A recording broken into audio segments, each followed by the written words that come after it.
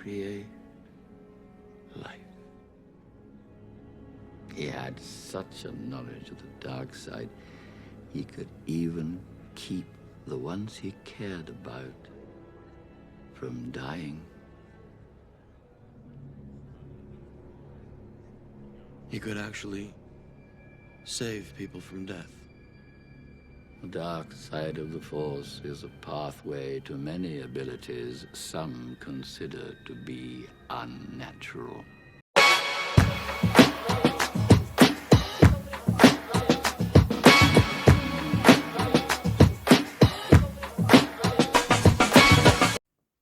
Hey, howdy, hey, Jedis and Sith Lords, regardless of your ranks. I just think it's more inclusive just to call you all those. Wolfman Force and Dash here. So, in following with my other versus videos, these sorts of videos, for those of you that are new to seeing these videos of mine, they're not ones where I'm comparing stats and everything and seeing who's going to win either side. This is more looking at different topics related to that sort of thing. And today we're going to look at the very famous thing from Star Wars, which is the rule of two when it comes to Sith Lords. Now, since Star Wars began, we've come to know that pretty much any time you see Sith Lords, there's usually always two. There's not like a council of them like there is for the Jedi. No, there's usually only two Sith Lords. So in the period that's set before and during Phantom Menace, it's Darth Sidious and Darth Maul. Obviously, we know what happens to Darth Maul at the end of Phantom Menace, and he's then brought back later on. But in the period between Attack of the Clone, in the period that starts in Attack of the Clones and ends at the beginning of Revenge of the Sith, it's Darth Sidious and Darth Plagueis, or otherwise known as Count Dooku, who was once the Jedi apprentice of Yoda. Now, in this period, we come to understand that Maul has survived, and only survived on the basis that the writers decided they wanted to bring him back, and obviously because he's a fan favorite character from the Phantom Menace, so they decided to bring him back. Obviously, at this point, he's lost his rank of Sith Lord, so while he's still very much in tune with the dark side of the Force, he's just known as Maul. And somehow finds a way to move around without the legs that he once had. And at some point, Darth Sidious tries to deal with him, but in the end, his ultimate defeat comes at the hands of an old Obi-Wan Kenobi, which is much later, which is in the period between Revenge of the Sith and A New Hope, which I'll get to in a moment. But in a period that starts in Attack of the Clones and ends at the beginning of Revenge of the Sith, it is Darth Sidious and Darth Plagueis, otherwise known as Count Dooku. Count Dooku being this person that that is one of like the leaders of the whatever the Galactic Empire was called before it became the Galactic Empire, but we'll just go with that. Whereas the Republic is led by the Jedis, they have the Clone Wars, and he has various other characters sort of fighting alongside him, which is an unusual twist in that Darth Sidious usually likes having the rule of two, but with Count Dooku, he kind of breaks that rule, bends the rule a bit, and has characters such as General Grievous and whatever the name of that lady was that later became a bounty hunter. I'll leave it in the edit. So yeah, that's what happens there. And then from the end of Revenge of the Sith all the way up to the end of Return of the Jedi, it's Darth Sidious and Darth Vader. Obviously, as we know, Darth Vader used to be Anakin Skywalker and then became Darth Vader as the result of Sidious sort of as Palpatine tempting him into the dark side, revealing that he can help him save his wife, which he ultimately couldn't do in the end. So he fully embraces the dark side and basically becomes Darth Vader, implying that Darth Vader is this brand new persona that has completely consumed and killed the persona that was Anakin Skywalker. And he pretty much embraces the role as Darth Vader when he puts on the mask and everything, when he's constructed as Darth Vader, basically. So yeah. And then after Return of the Jedi, we don't really see Sith Lords for a while. We do see Dark Jedis who are basically kind of like Jedis that are very much have the Force in them, but have kind of been tempted by the dark side. But I guess you could say I'm not completely committed to it. It's kind of confusing. Disney confuse confused a lot of things with Star Wars when he took over. And then with the original trilogy, to begin, sorry, well, not the original trilogy, the sequel trilogy, to begin with, it was Kylo Ren and Snoke, and then we later find out that Snoke was actually a clone of a failed clone experiment of Sidious, who reveals that he doesn't want to follow the rule of two anymore and wants to be the one true Sith Lord to rule the galaxy with an iron fist, which he ultimately fails to do because Rey destroys him. So yeah, that's pretty much what happens.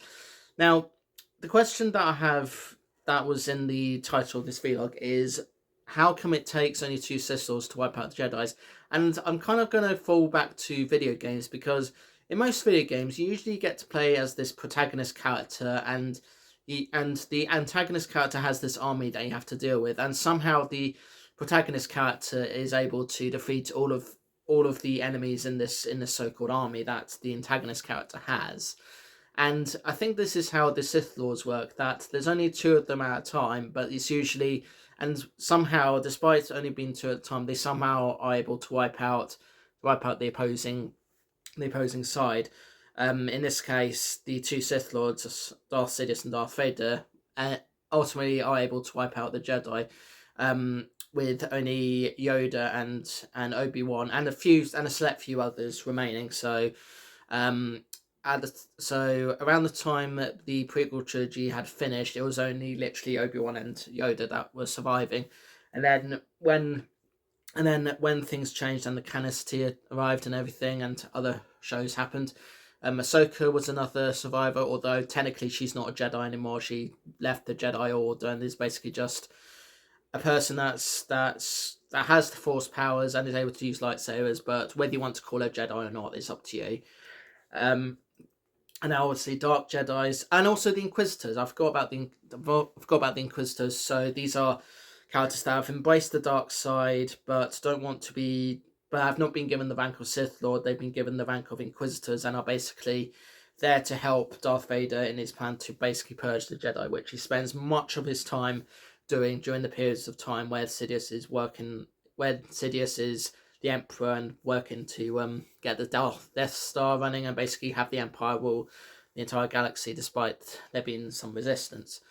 There's also Cal Kestis as well, who, to begin with, fully embraced the light side of the Force, but from Jedi Survivor onwards, and I don't know what's going to happen in the third one, but anyway, in Jedi Survivor, he does sort of have a little bit of temptation into the dark side, having already wiped out a few Inquisitors and seeing Darth Vader kill his second master, because he had a previous master, but his previous master was killed during the Jedi purge. So yeah, so ultimately the rule of 2 does work in the sense that there are 2 Sith Lords, and when you have 2 Sith Lords, they can be particularly powerful, and you don't really need like an army or whatever to go about it. They do have an army, don't get me wrong, but ultimately they somehow succeed in their plans, albeit sometimes, albeit third time lucky, because with Darth Sidious, he ultimately got the Sith Lord that achieved the most out of the Sith Lords he had, with Anakin Skywalker, because he was the one that was able to purge the Jedi Order, although there was the clone army as well, because they had Order 66 thrown into them, but he helped in that basically. And any Jedi that survived that attack, Vader would make it his goal to wipe them all out, and that's why he then leads to having the Inquisitors and all that happens. So ultimately, yes, 2 Sith Lords can achieve a lot as long as they are very much focused and obviously embody the dark side in any shape or form. Obviously, Anakin Skywalker and Kylo Ren do ultimately return to the light side when they realize what's been happening and all the sacrifices and pain and suffering that they've had to endure as a result of joining the dark side. So there's that. And yeah. But the thing is, even though lots of Jedi did die during the Jedi Purge, I do firmly believe that they a lot more could have survived had the Clone Wars series and so forth be made before Revenge of the Sith became a film, because then by that point George Lucas might have actually thought, okay, maybe I won't kill all the Jedi off, but because he was solely focused on the Skywalker family in the Skywalker saga, with the exception of the sequel trilogy, which was Disney's thing, he was very much focused on them and didn't really care much for many of the other characters, although he did sort of include other characters as well for good measure, but he was solely focused on the Skywalker family, and any character that died in the Jedi purge that did get a lot of character development in the Clone Wars, unfortunately do still meet their fate as a result of the canonicity of the show.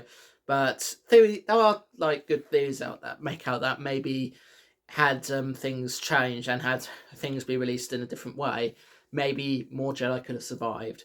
But in the end, it is how the writers feel about it. But obviously, as with all franchises, even though most studios and companies have those official timelines and so forth, and anything that's canon, it's always, I feel it's personally down to you, the fans, if you want things to be canon or not. Like, for me personally, I don't consider the sequel trilogy canon. I just consider it an attempt by Disney to revitalize Star Wars, and obviously it ended up being a failed experiment. But I do consider Rogue One canon. I consider Solo canon. I consider The Mandalorian canon, Ahsoka canon, The Clone Wars canon, Rebels canon, Acolyte not canon, Andor canon, Obi-Wan Kenobi, despite some contradictions and inconsistencies, mostly canon, I guess. Obviously the 3 original films canon, and all the new games that have come out all canon, and that's how I feel about that. Also, Force Unleashed as well, I do kind of technically consider that canon, even though it didn't have an official end to it. It was left with a cliffhanger ending. But yeah, that's how I feel about that. But you know, the whole idea of the rule of 2 is interesting, because usually with an opposing force, they usually have an army and everything. But it's interesting that on this occasion, despite Palpatine have an army at his disposal, it's ultimately the 2 Sith Lords themselves that ultimately succeed in their plans against an army of Jedi, which is particularly interesting. But, you know, it is what it is. So, yeah. But anyway, that's what I think about that. Obviously, draw your own conclusions in the comments, as always. I'd love to hear what you think about the rule of 2, and also how you feel about whether more Jedi should have survived Order 66, and whether you think the rule of 2 works well or shouldn't work well, and yeah, I'd just love to know what you think. So yeah, but other than that, thanks so much for watching. Like, share, comment and subscribe. And if you are considering subscribing, I do vlogs like this where I talk about all sorts of different topics, usually in pop culture, but I also do hauls as well and talk about life in general as well. And for those of you that love gaming, I also do gaming on this channel as well. So I do gameplay videos where there's no commentary, it's just straight up gameplay with some editing, you know, to get rid of the bits where I screw up on. But otherwise, yeah, it's just like that. And Let's Play videos where there is commentary, you get to hear me speak, and sometimes, depending on what I'm using, I get the camera on and everything. So yeah, that's what I do. I also do other things as well, like occasional shorts and other stuff too. So that's what I do. See you in the next one. Peace to you all. And, you know, if you're embracing the dark side, then you probably are a Sith Lord, an Inquisitor, a bounty hunter, a dark Jedi, or something along those lines. Whereas if you're embracing the light side, you are clearly a Jedi, a smuggler, and whatever else there is in that side. Even though I'm a big fan of Star Wars, I still don't know everything, because it's such a huge franchise. So yeah, and I look forward to the day when Disney decide to sort of change things around. I have heard that Kathleen Kennedy is retiring soon, so hopefully things will get better as a result of that, but we'll see. So yeah, it's down to Disney what they decide to do with that, or they'll just sell it to another company. So yeah, all right. Toodles, and may the Force be with you.